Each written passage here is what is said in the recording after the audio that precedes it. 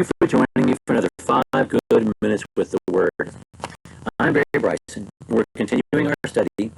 Actually, we're bringing to a close our study of the Thessalonian correspondence.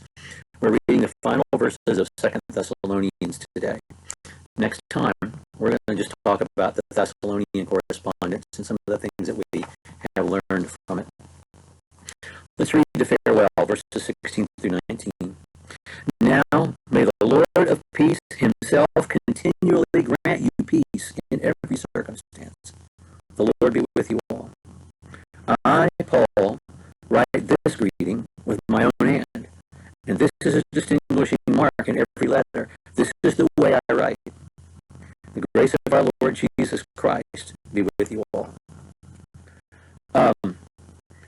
Paul begins every letter with grace and peace, with his take on the Greek greeting. He says charis, not caritas.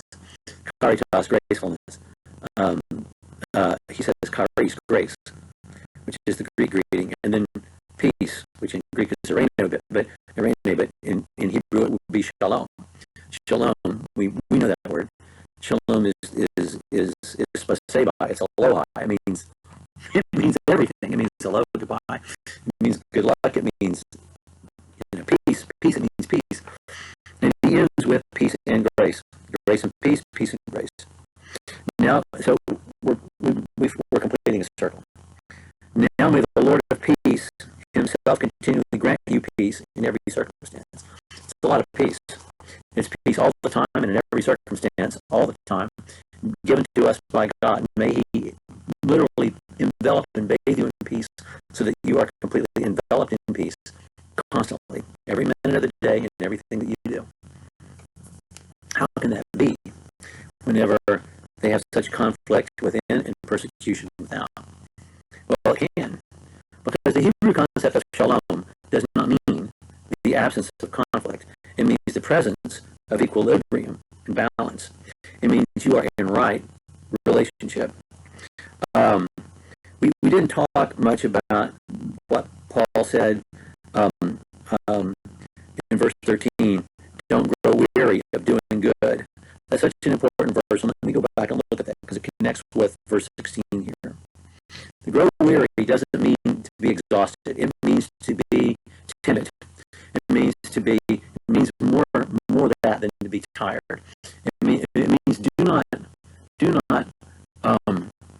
let your courage fail. And doing good doesn't primarily mean acts of service. It means doing the right thing. So it does encompass not being tired by helping others. It encompasses that, but it means something more. It means something more basic, something that includes more. He's saying, more than anything else, don't you ever back down. Don't you get tired of being brave, of doing the right thing in every circumstance, no matter what the consequences are.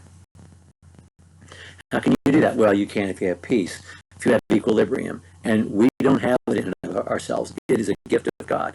We have it when we're right with God. The Lord himself, and he is the Lord of peace. My peace I leave with you, not as the world gives you, I give to you, Jesus says in John's Gospel. He's the one who gives us peace. He gives us equilibrium, right relationship. And Paul means that. Remember what he wrote to that other Macedonian church, to the church at Philippi, not at the beginning of his missionary journeys, but at the end, when he's writing them from prison.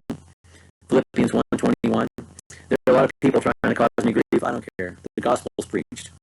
To live is Christ, and to die is gain. That's peace. That's being sanguine about whatever happens because you are in balance. You're at equilibrium with yourself and with God, and therefore with others. And what did he say at the end? I thank you so much for your gift. It's important to me as an expression of love, but I have everything I need. I can do all things through Christ who strengthens me. It's that he's expressing in those verses, and that's what he's wishing for them here. It's a wish prayer. It's a farewell prayer. It's a blessing prayer. And then verse 17, he talked about people who pretend to be us, who bring you word of us, or writings that maybe they say we have written. He talked about that earlier. And now he's saying, listen, I'm writing this in my own hand. Maybe he means the whole letter, but I think more likely he's talking about, he's had an amanuensis. He said a scribe. He said somebody, Timothy Silas, who has written it for him, but now he's signing it. And he says, I do this in all letters. But his handwriting must have been distinctive. Maybe he even had a seal or mark that he attached, some mark that he added to his name that was hard to reproduce, hard to forge. And he says, you can tell my signature. This is my signature, now you know. I think that's really cool. And then he says, the grace of our Lord Jesus Christ be with you all. Grace is how we're saved. By grace, we're not at all.